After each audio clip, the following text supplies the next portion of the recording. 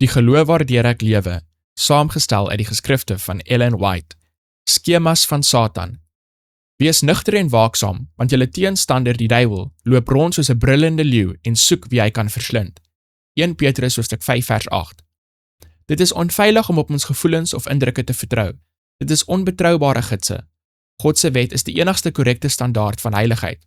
Dit is volgens hierdie wet dat karakter beoordeel moet word. As 'n navraer na verlossing sou vra, wat moet ek doen om die ewige lewe te beerwe? Sou die moderne leraars van heiligmaking antwoord, glo net dat Jesus jou red.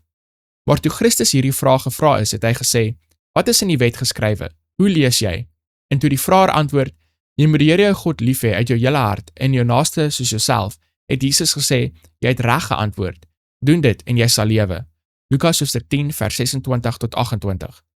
Geen waarde word geheg aan 'n blote belydenis van geloof in Christus nie. Slegs die liefde wat deur werke getoon word as eg beskou.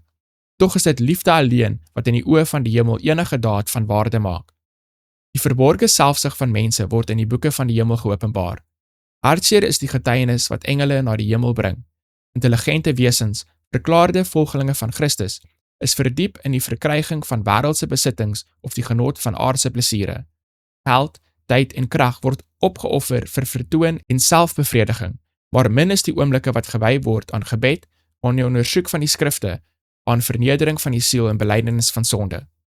Satan bedink ontelbare planne om ons gedagtes te beset, sodat hulle nie by die einste werk kan stilstaan waarmee ons die beste vertroud behoort te wees nie. Die aardsbedrieër haat die groot waarhede wat 'n versoeningsoffer en 'n almagtige middelaar in die lig bring.